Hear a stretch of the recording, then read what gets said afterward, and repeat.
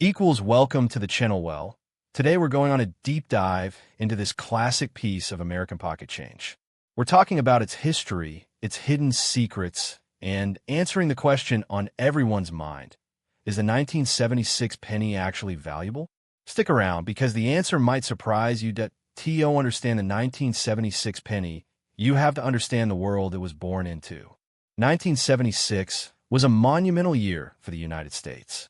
It was the bicentennial, the 200th anniversary of the signing of the Declaration of Independence. The entire country was swept up in a wave of patriotism.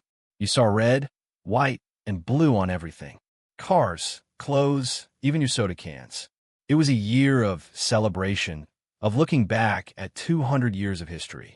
And the U.S. Mint wanted to be a part of it. For the first time in history, they released special bicentennial designs for the quarter, half dollar, and dollar coin.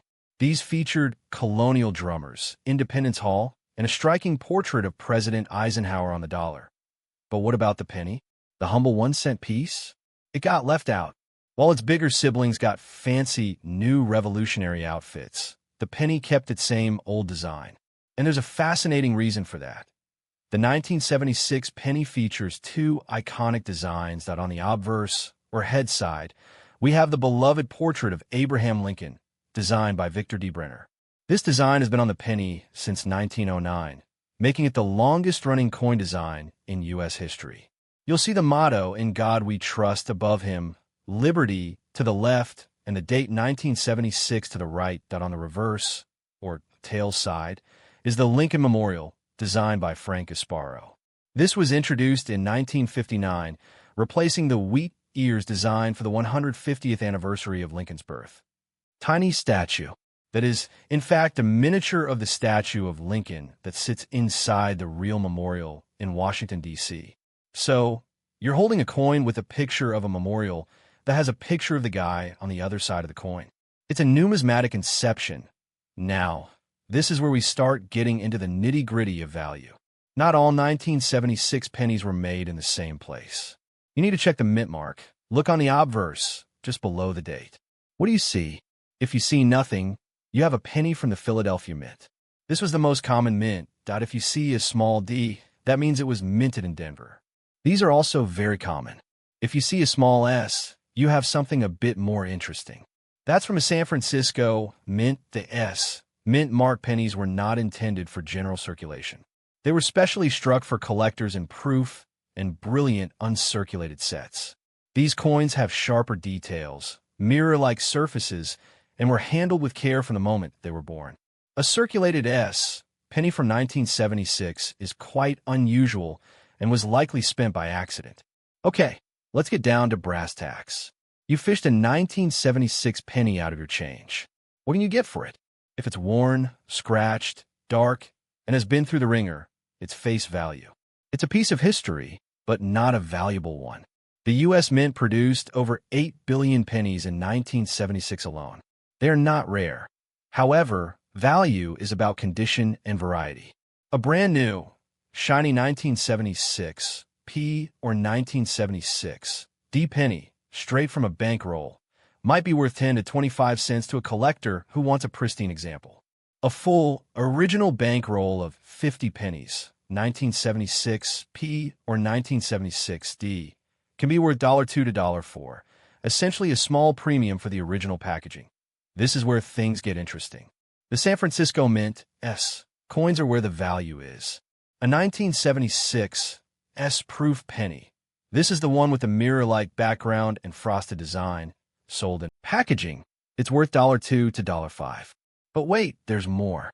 Within these proof sets, there are rare varieties. This is a major error coin. A handful of proof pennies were struck at the San Francisco Mint without the S mint mark being punched onto the die. It's estimated that only a few dozen are known to exist.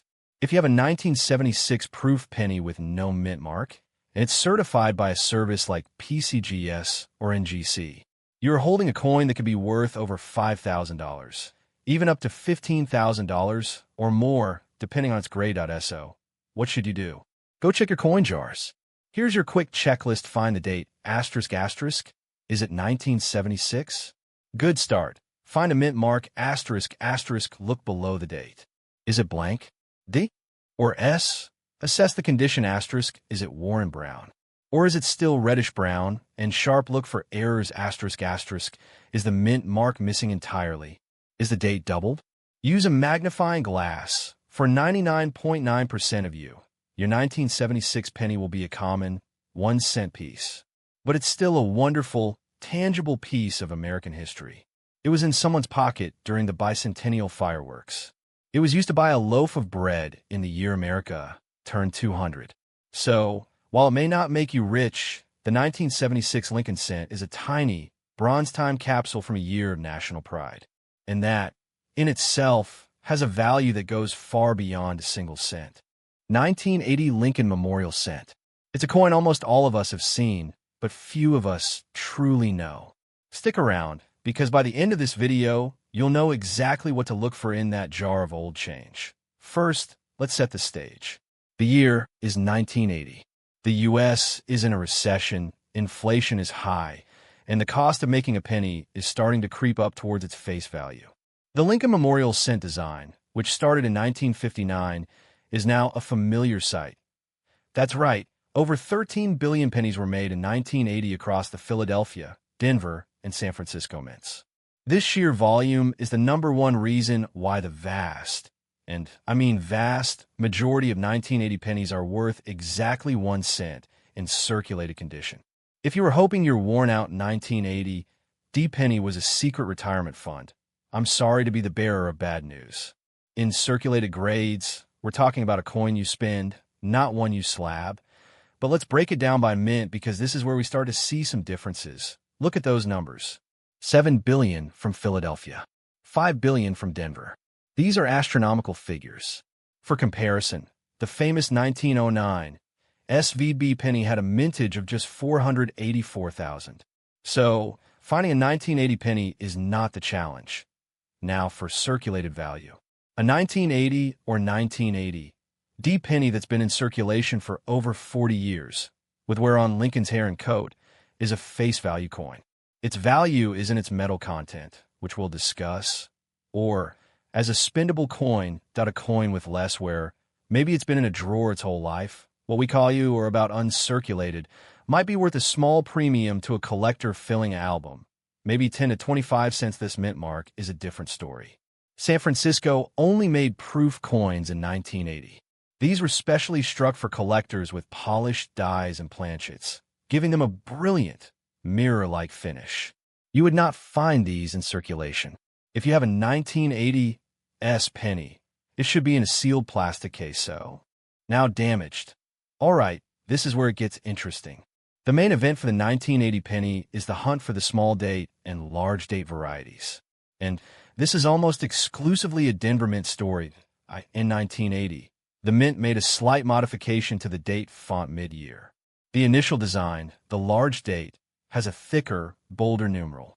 The new design, the small date, has thinner, more refined numerals. Large date asterisk asterisk the 8 has a fat, bulging loop. The 0 is wide. Small date asterisk the 8 is tall and skinny. The massive jump for the small date, the term RD, or red, is crucial here. It means the original mint luster and copper color are fully intact. A brown, uncirculated coin is worth much less. For the common large date coins, you can still find beautiful red examples in original bankrolls, and they make for a very affordable and attractive collection. So, let's do a quick recap of the 1980 Lincoln Cent common coins. Are common asterisk your average, war 1980 or 1980. D penny is worth 1 cent. Don't get excited until you've checked the date. The main attraction, the 1980 D small date, is the star of the show for circulation finds. Check every 1980 D penny for that skinny 8 and narrow 0. It could be worth $20 or much, much more. Proofs are special asterisk the 1980. S proof is not a circulation coin and is worth a few dollars in its pristine state. It's copper. While you can't melt it, a 1980 penny has double its face value in copper content, making it a popular coin for hoarders. The 1980 penny is a perfect example of a modern coin where the fun isn't in the base model, but in the hunt for the rare, desirable variant. It turns a simple, everyday object into a potential treasure hunt. Now I want to hear from you. Have you ever found a 1980 D small date? Or do you have a jar of pennies you're now inspired to look through? Let me know in the comments below. We're talking about the 1981 Lincoln Memorial penny. On the surface, it's just 1 cent. But beneath that familiar copper-colored surface lies a story of minting errors, a major compositional change, and a modern-day treasure hunt that could see this little coin being worth not 1 cent, but hundreds or even thousands of dollars. So, before you dump that jar of spare change into a Coinstar machine, stick around. We're going to break down everything you need to know about the 1981 cent, including how to identify the key varieties and what they're actually worth first. Let's set the stage. The year is 1981. Ronald Reagan is president. MTV launches on cable television, and the U.S. Mint is in a period of transition for the 1 cent coin. You see, prior to 1982, the penny was made of 95% copper and 5% zinc. It was a coin with intrinsic metal value. But as the price of copper started to rise, it was actually costing the mint more than 1 cent to produce each penny.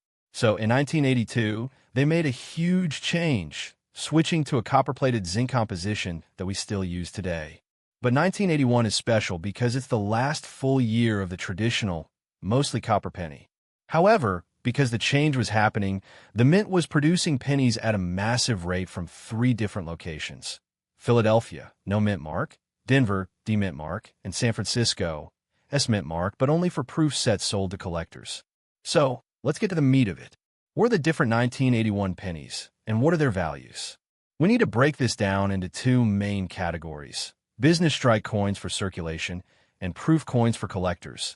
The Philadelphia Mint produced a staggering 10, 708, 886,000. That's over 10.7 billion of these pennies. Because of this astronomical mintage, the 1981 P is incredibly common. That if you have a War 1981 P penny, it's worth exactly 1 cent. Its value is purely face. Coins exist. They are incredibly sought after. So what is it worth? If you find one graded in a mid-range condition like -58 Australian dollars, it could be worth over $1,000 in mint state MS63.